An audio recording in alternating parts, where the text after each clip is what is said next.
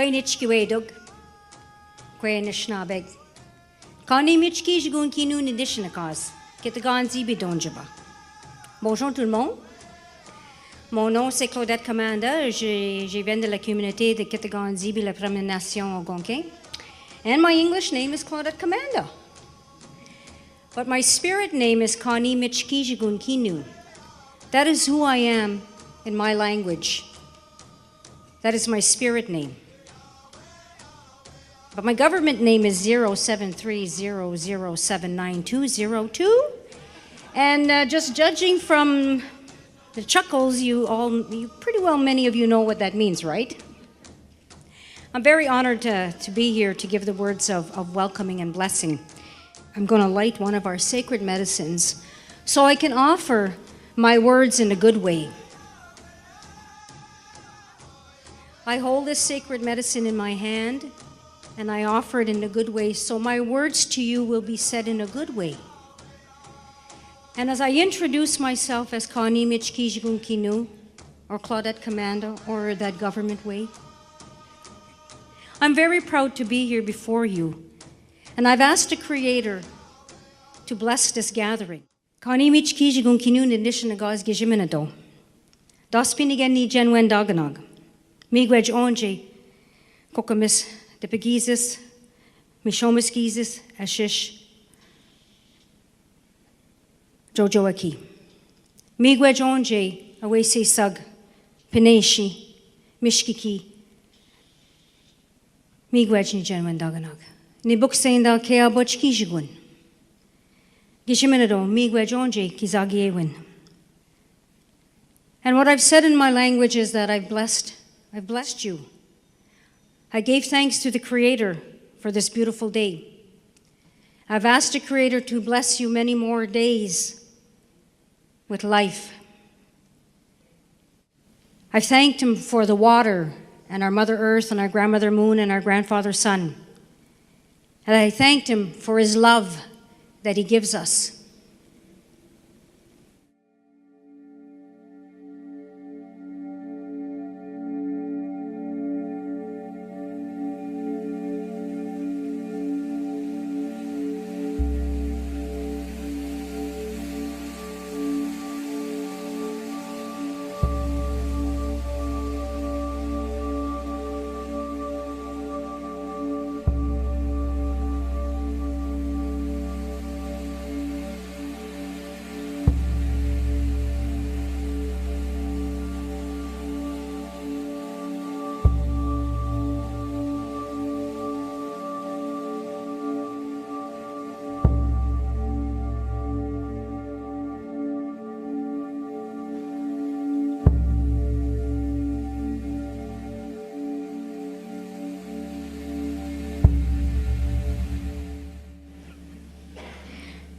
I'm sorry that I had to put a little bit of politics in it, but my grandfather William, and I'm sure that some of you had the opportunity to meet my grandfather, and he said, when you're born an Indian, you're born into politics, and you can't run from it. So here I am.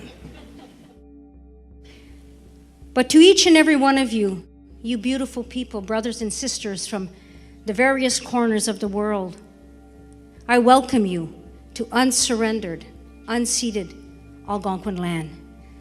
The land of my ancestors since time immemorial, and the land that is going to be held in our trust forevermore. For the safety and security of our children. And as I bless you and I welcome you, I do this on behalf of the Algonquin Nation, the 10 communities that comprise the Algonquin Nation, the one that's in Ontario, Pikwakanon, and the 9 that are in Quebec.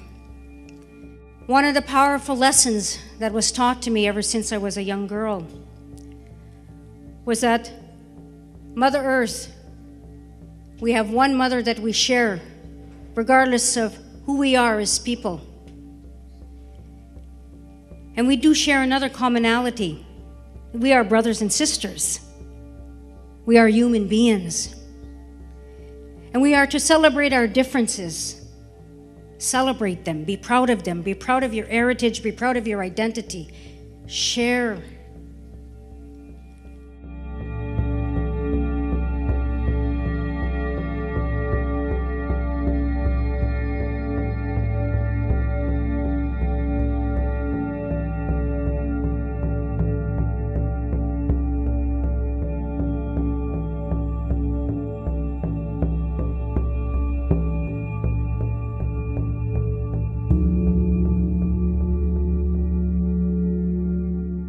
stand before you, my friends, and I give you words of greeting.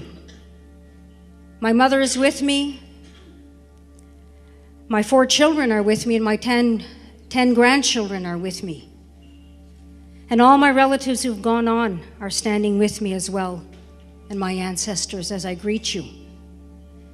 So welcome to unsurrendered Algonquin land. I know that I will have made new friends here in this circle, and it's always a blessing to see familiar faces. Traditional teachings based from our creation story, everything begins with female. And that we, the women, we are the backbones of our nation, and we are the foundation of our families, of our communities, and our nation.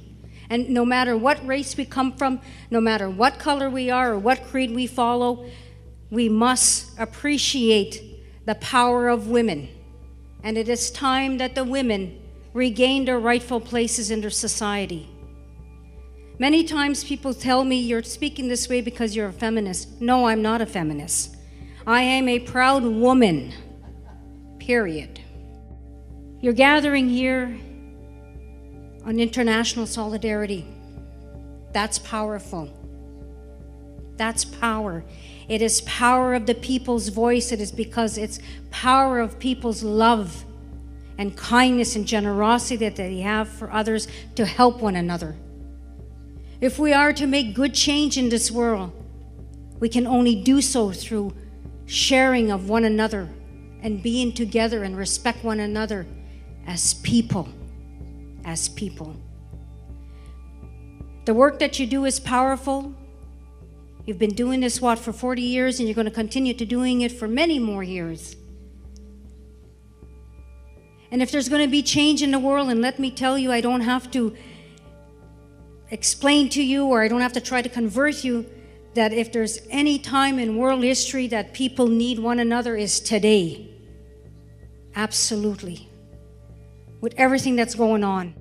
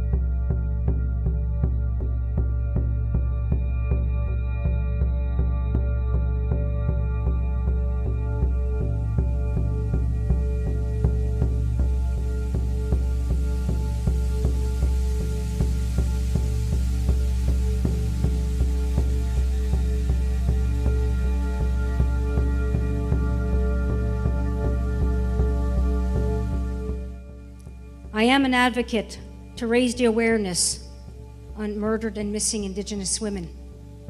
This is such a fundamental, critical issue. We have to raise that awareness because no more can we lose our women. for every woman that goes missing and every woman that is murdered, that is numerous upon numerous of nations, of First Nations people, the original people that are eliminated. Can't let that happen anymore.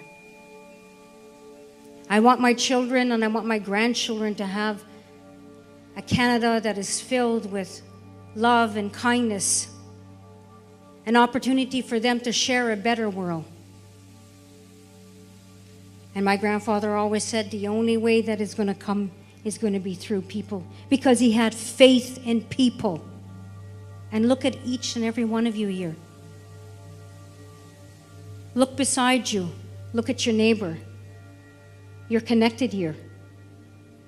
You're one family. Continue that good work. Continue being friends. Make new friends. And be proud of your achievements. And give yourself a pat in the back, because you certainly do deserve that. You do. Don't be shy to do that. We pause to reflect today on the serious and tragic incidents that continue to occur. The Minister of Justice began. And over the next 2 months, we will hear from more families, other Indigenous peoples, national Aboriginal organizations, and a range of frontline services workers and others. And beginning this week, we will seek their input on the design of the inquiry and on what needs to be achieved. Come to this moment in time where our voices are actually being heard and they're actually doing something about, this tragedy. The NDP says it supports the announcement, but questions still remain.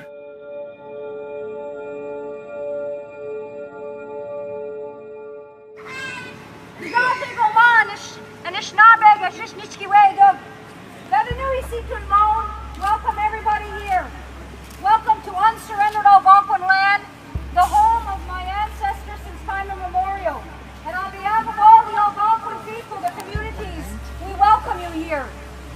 We gather here today for a very special time. We're together as people. Regardless of color and creed, we gather here to honor, to remember,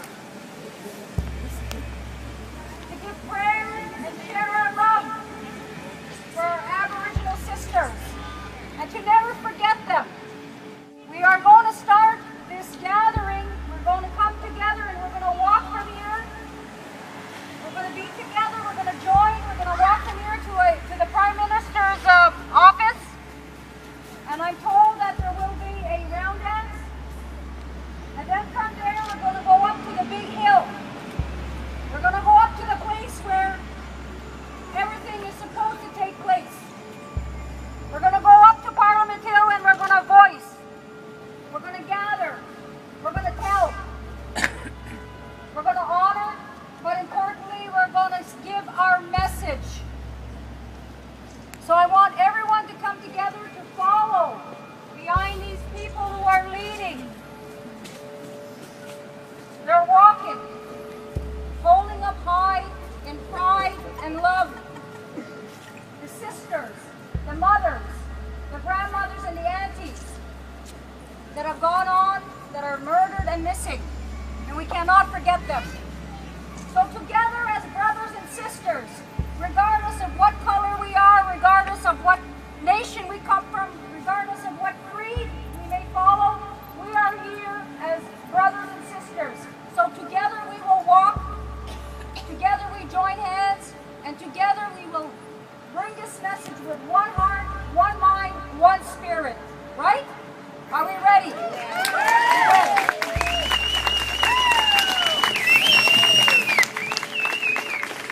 It's love that's bringing us here together, and it's love that's going to make us through this. Calls first began years ago from the loved ones of the victims of serial killer Robert Pickton. I'm still fighting for my daughter, justice for my daughter, after 19 years through the Opal inquiry. So it's been a long road. We've been fighting this for this for a long time, and I'm so happy that this day has come. Some have mixed emotions from past broken promises, but they hope for the future. Today I'm hoping that they make a difference and they keep their promises. Sue Caribou's niece, Tanya Nipanak, is believed to have been murdered by serial killer Sean Lamb, but her body has never been found. I took a couple of days off because I gotta sink it in, and I'm having a hard time, and I don't want our next generation to go through what we've been going through all these years. I feel very emotional. I've been crying ever since I found out. I keep crying. You know, this is my cousin who was murdered by Robert Picton. My aunt's still missing. And today just happens to be my cousin's birthday. She would have been 40 today. So I find it very emotional today.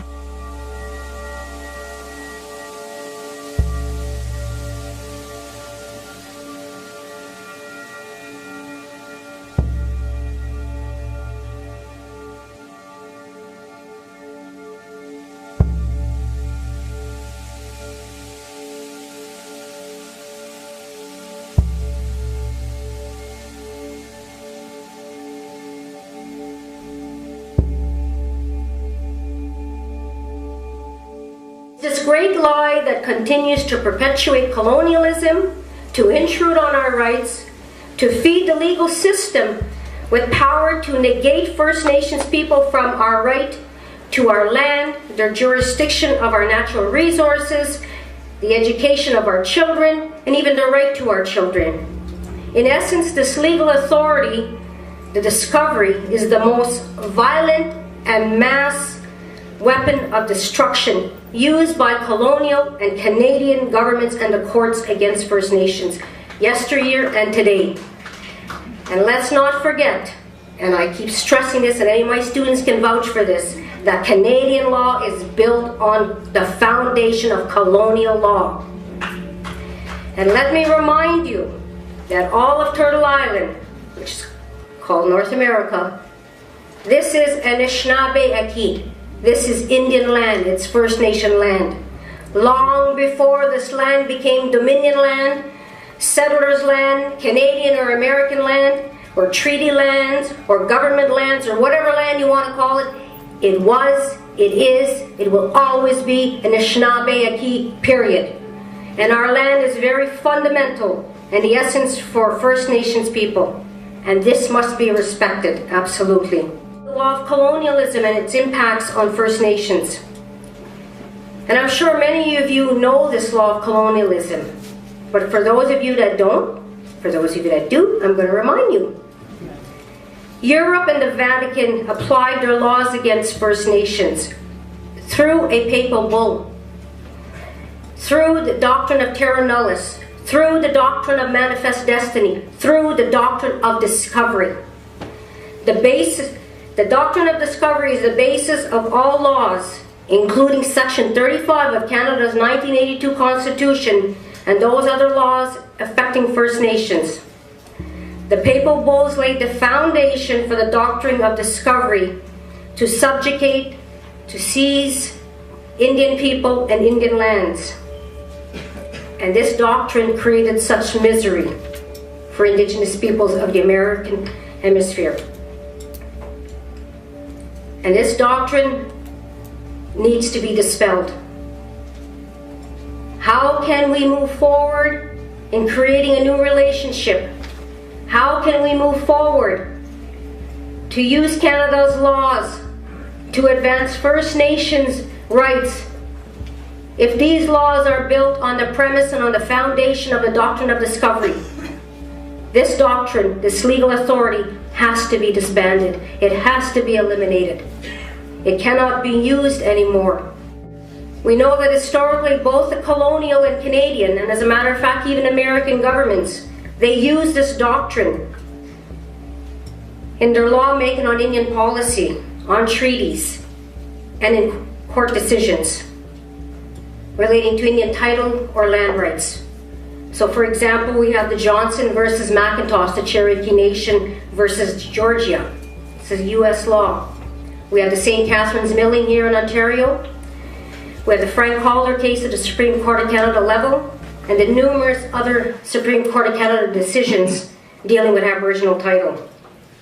This doctrine has a tremendous adverse effect on our rights. And the doctrine of discovery created other specific laws for the purpose to take all possessions and property of Indian people. The Royal Proclamation of 1763, the British North American Act of 1867, the Indian Act, the Natural Resources Transfer Act of 1936, Section 35, 1982. These are to name but a few of these laws that were created on the premise of doctrine of discovery. And I cannot stress it enough that this legal authority has to be eliminated.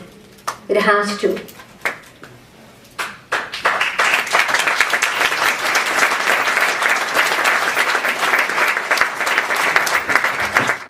And you know, all my students that are in the audience, you have heard my lectures on the doctrine of discovery and the steadfast position on this blatant racist authority.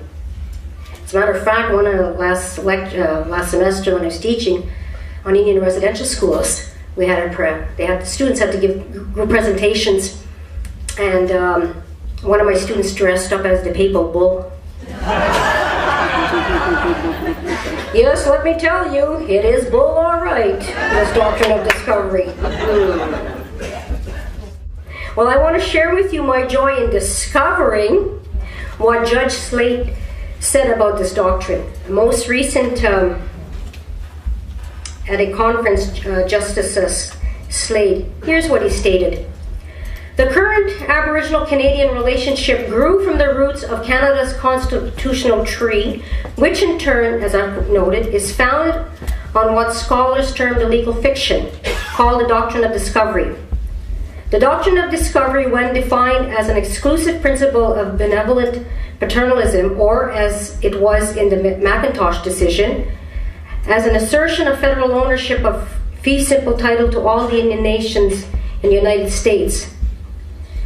He also goes on to say, we do know the foundation of Aboriginal law, or the relationship of Aboriginal people in the Canadian constitutional framework, has probably been founded upon a legal fiction. Yes.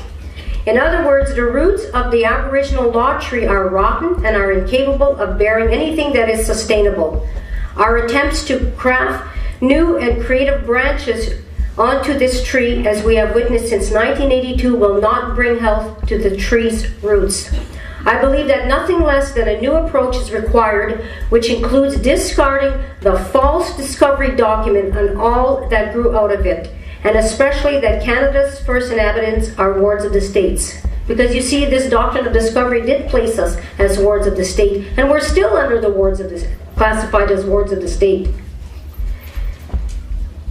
When he speaks about Aboriginal law, it's not our laws that he's talking about. He's talking about the law and how Canadian law and how it impacts Aboriginal people. Because I don't believe there's such a thing as Aboriginal law. Absolutely not. We have our own laws, and we got to go back to those laws, and those laws are found in our ceremonies. They're found in our teachings.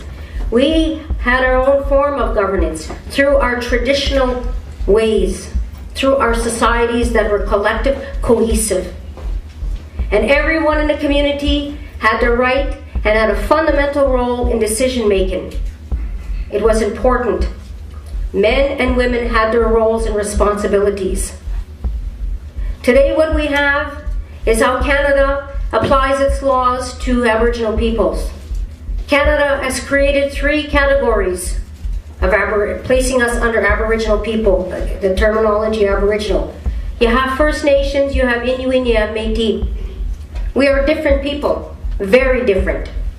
Even under First Nations, 633 First Nations in Canada, we are diverse peoples.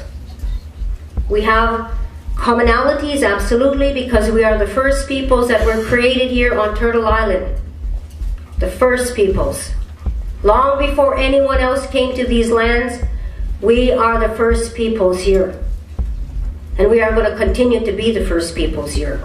To go back to this doctrine, it must be eliminated by governments, by the courts, by educational institutions, by law schools, and by society and the world at large. And only until this heinous authority is destroyed, we First Nations will not be free from the shackles of colonialism, the legal and socio-economic oppressions and racism. It's sad that racism is still alive and well in this country, and Canada speaks about its big brotherhood image in the world. Canada needs to clean up its own backyard first and foremost before it goes out and helps anybody else.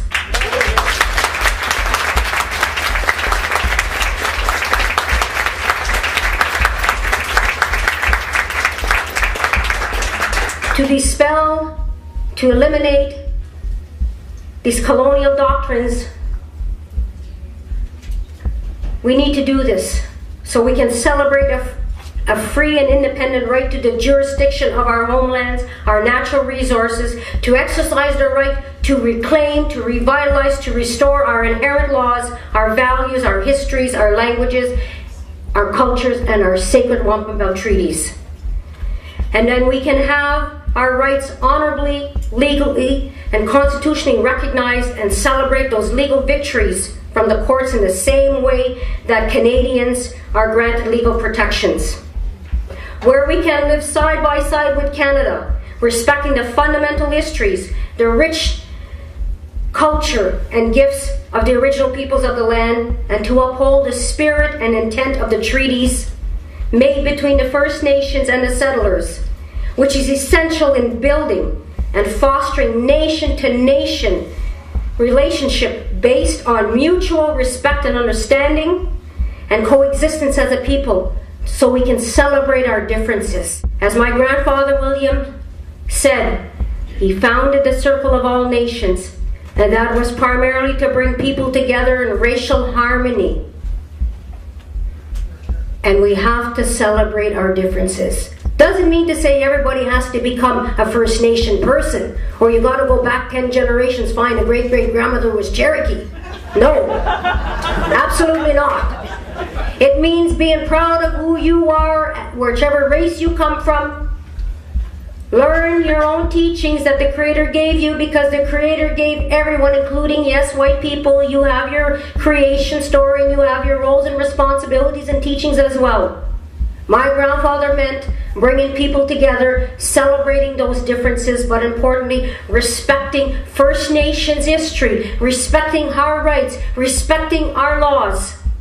And that it is our way. It has to be done our way whenever we are going to create a new relationship between First Nations and the settlers. It has to be done on our terms. It has to be.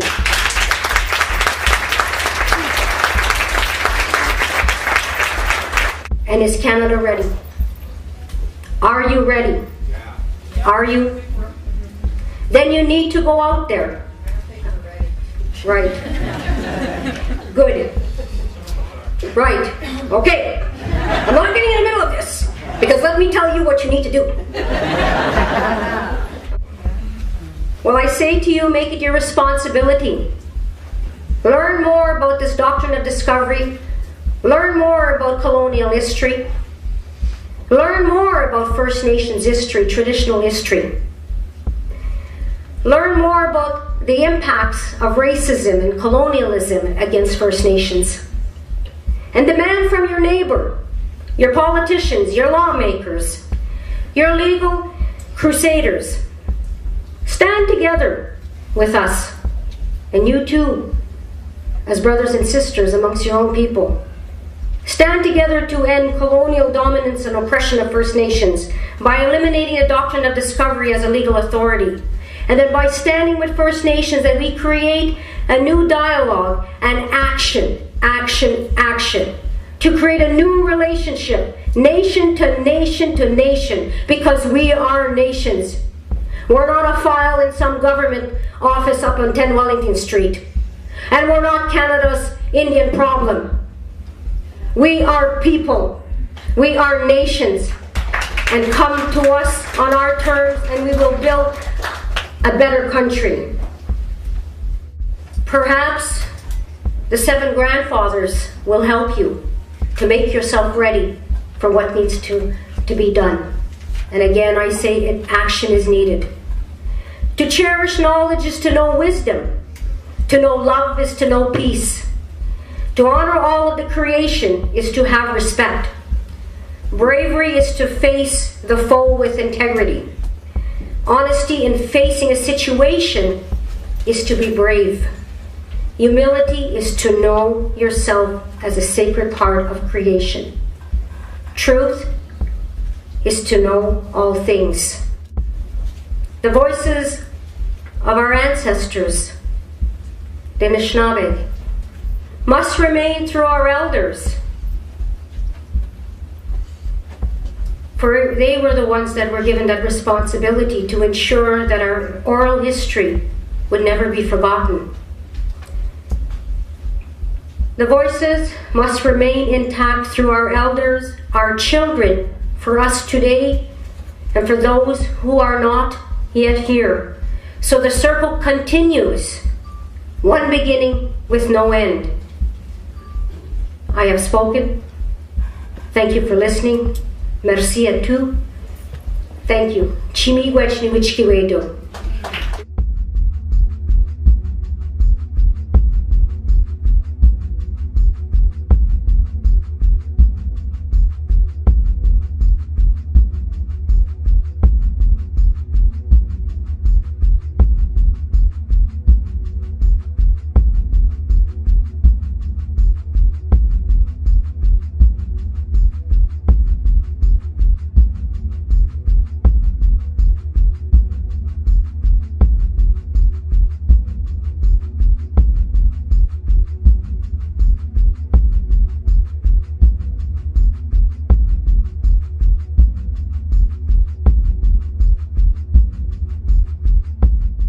Whenever conducting the sacred protocols of the Algonquin people, we must always ensure that we are standing on a foundation of truth and knowledge.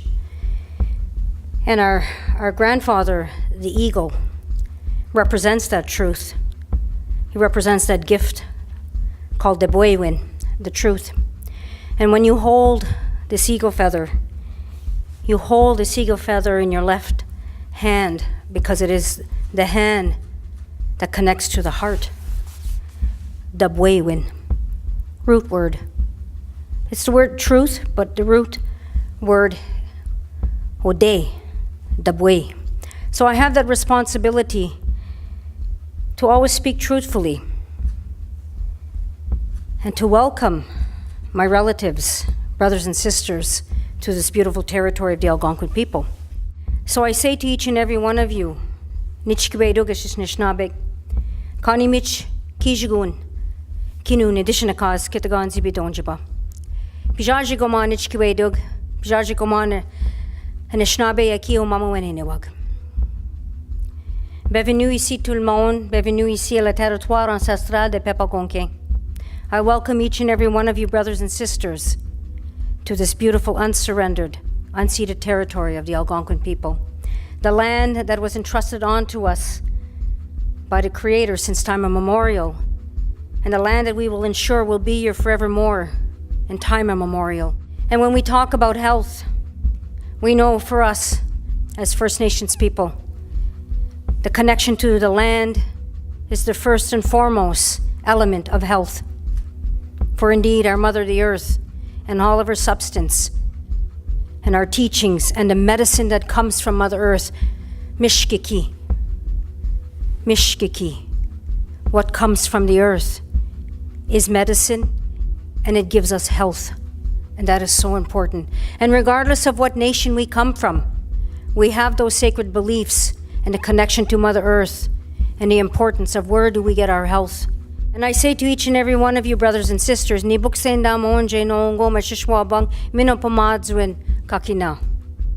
say to each and every one of you, it is my prayer, my blessing for you, for good health.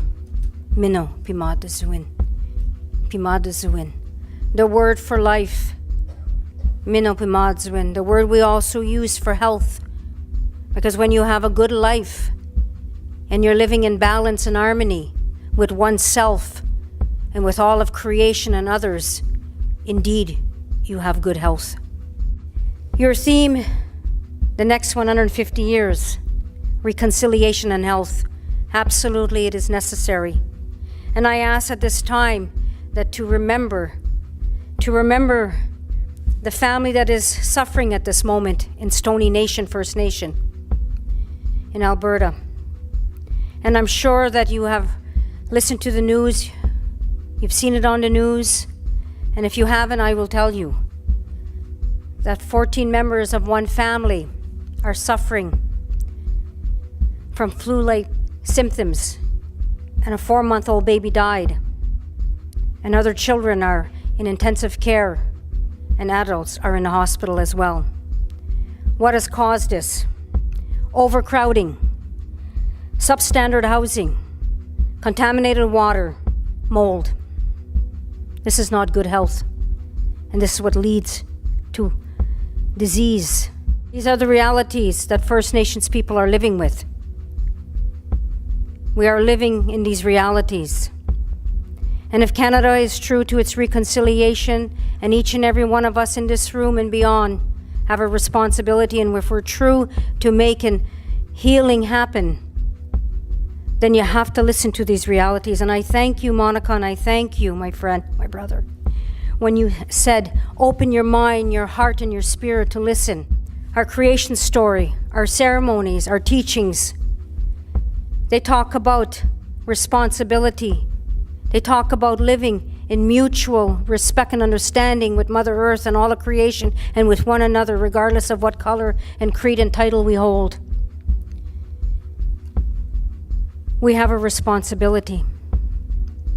We have a responsibility to ensure that everyone has the basic human right to good health.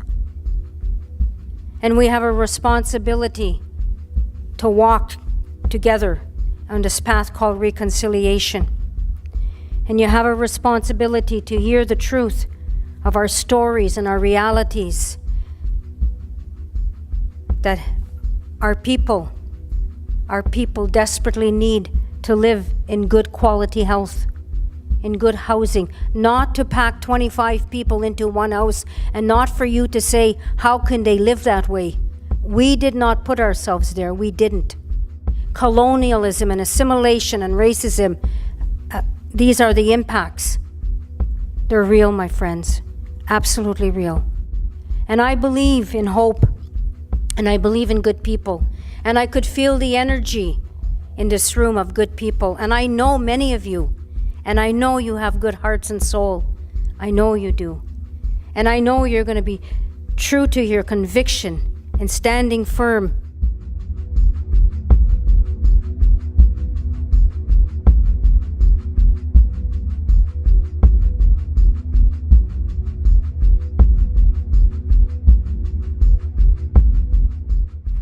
Kwekenawik, miigwecha ki bijak nogam, mene bijak ANISHINABEG de kie. Mukuniki pzendoash dejnekaznen, teganzibik shedesh teganek biodese, medasesish gedasi indian. Wab moignesh namandem, mukundudem. Miigwech.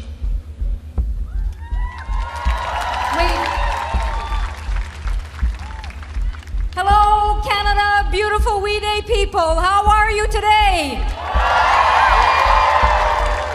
My grandson Ryder, he welcomed each and every one of you to our ancestral territory in our original language, Algonquin and Anishinabeg, the first and original language of this land. Proudly standing with me are Algonquin children, Algonquin youth. They are the stewards of our land. Canada is celebrating its 150th years as being a country. At the same time, it's on a journey of reconciliation with First Nations people. I will share with you what reconciliation means to me as an Algonquin woman, as a mother and as a grandmother. This is my prayer. The last 150 years was a sad time for First Nations children. The next 150 years is a time of healing, of hopes, and the celebration of our children and our culture. It will be a time that our youth will sound the drum. They will express and live their identities through their languages, their traditions, their customs, their ceremonies, with pride, with success, with life. And you will all be part of embracing First Nations people and our culture. Success of reconciliation will be done through the connection and the relationship between First Nation youth and Canadian youth.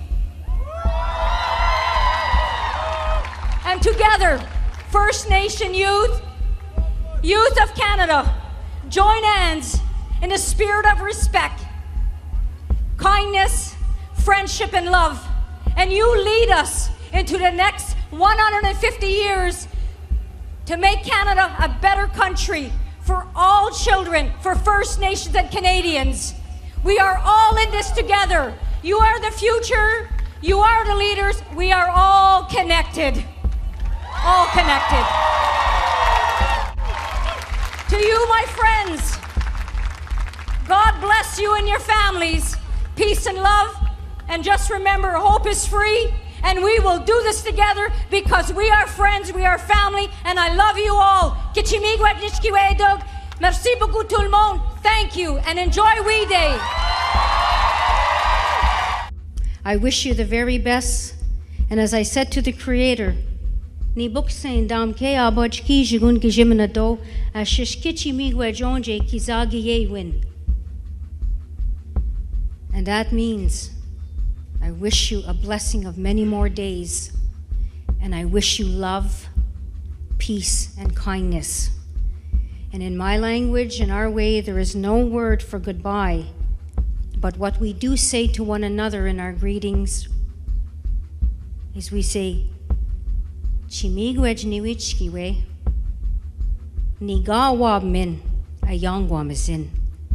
Take good care of yourselves, and I will see you again because the circle never ends. And you're going to be true to this theme called the next 150 years, reconciliation and health. Because remember, it is about the children. It is about the children. And our children deserve that good life, and they deserve the profound gift that the Creator has given them, and that is to live a life in a safe, healthy, good way. And I appreciate the children that are here tonight, because indeed they are the next generation. So let us put our minds, our hearts, and our spirits together, and let us honor the children that are here today and the children that will come tomorrow and those 7 generations that stand behind, because indeed they will come.